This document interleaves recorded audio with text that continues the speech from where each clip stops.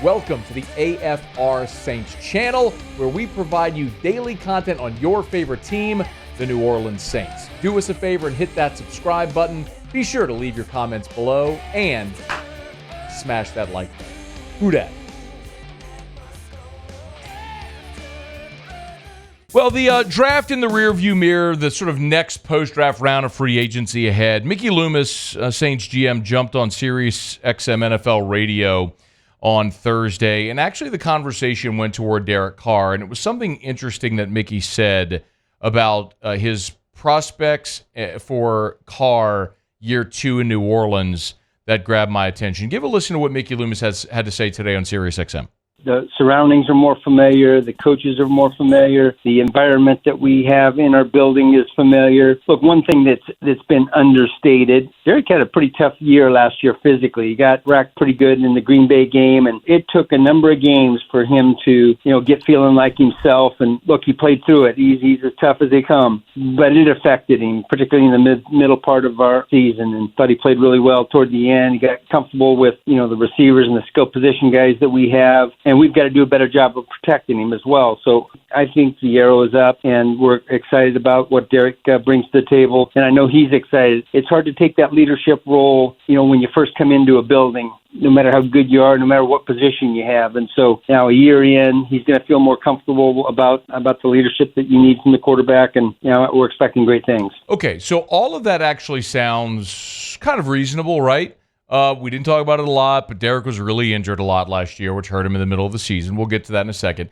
Year 2, even how good you are, it's hard to be a really great leader in year 1. It kind of makes sense, right? Coming into the locker room, no matter how good you are. And you could also say, yeah, well, look, year 2, second year in the facility, second year with your head coach. It's just more comfortable. All that makes sense. It does. All of that on its face makes sense. But I want to dig a little deeper there to see how realistic that is. First of all, Mickey Loomis pointing out Derek Carr's injuries from a year ago.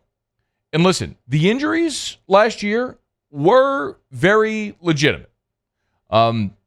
Back on September 24th against Green Bay, that's when he suffered the AC joint sprain. And a lot of us thought there was no way he was going to get back out there, but he played the next week. Then November the 12th, he had the concussion against the Vikings and also injured his shoulder again. A couple of weeks later, December 3rd against the Lions, he had another concussion and suffered the shoulder injury again. But what you heard Mickey Loomis also say there was that they were playing really good offensively near the end of the season and won 4 of their last 5 games, which is true. But I would like to point out that winning 4 of those last 5 the start of that run came 1 week after Carr's second concussion and third shoulder injury. So we can point to the injuries as an excuse, but realistically, when that run began of winning 4 of your last 5, it began with the win against Carolina, which was 1 week after Carr suffered his second concussion and third shoulder injury. You wouldn't think he'd be so super sharp that day. Oh, I know what happened. You were playing Carolina, who was the worst team in the NFL. And then a week later, you played the Giants with Tommy Cutlets at quarterback. Is this all sounding familiar?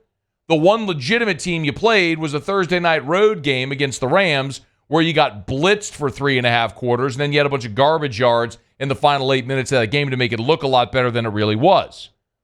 And then you played one, I would say maybe your best game of the year, the road win at Tampa, and then you beat Atlanta in the regular season finale. Another awful football team that ended up picking in the top 10 of the draft. So you won 4 of your last 5, but the one real legitimate team you faced blew your doors off, and this was while Carr was still injured. So I think it's fair to poke holes in Loomis trying to lay that at the feet of injuries, because let's be honest, what player in the NFL isn't playing hurt at times? Now, the other thing Loomis said there was about year 2. No matter how good of a player you are, when you come into an organization, it's hard to be a leader. Year 2, there's more of a leadership there, more comfort with the organization as a whole. And all of that sounds plausible, right? Your second day on your new job is going to be more comfortable than your first. Your second day at your new school is going to be more comfortable than your first. Like, it's your second year is going to be more comfortable than your first. All of that is true. It just experience begets confidence in a lot of things generally. Those are good life principles. But I did want to sort of look up, as a test case, notable free agent quarterbacks that left a place where they had been established for a long time, went to a new spot, and look at how they did in their first and second years. The most recent example of this is Matthew Stafford. Of course, Matthew Stafford was the number 1 overall pick of the Lions, where, boy, he threw for a lot of yards and had a lot of success there individually. They just didn't have great team success. We know what happened. They did a pick and quarterback swap, which sent Matthew Stafford to the Rams. Year 1 in Los Angeles, they won the Super Bowl with the Rams. His second year in L.A. as a Ram, he played in just 9 games. He was injured, and the Rams missed the playoffs 1 year after winning the Super Bowl. So that's an instance where year 1, dude won the Super Bowl. Okay? Year 2, got injured, played only 9 games, they missed the playoffs. Kirk Cousins, drafted in the 4th round by Washington. Surprised a lot of people there in D.C., becoming a consistent starter, getting them into the playoffs, but Washington never really wanted to commit to him. So ultimately, he ends up signing with Minnesota.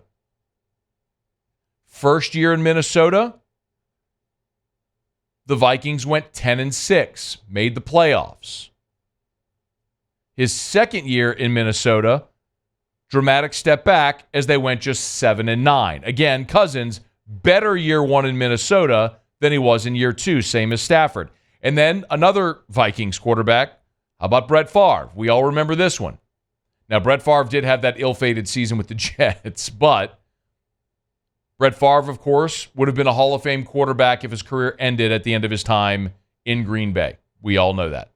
One of the greatest we ever saw do it. Super Bowl champion MVP.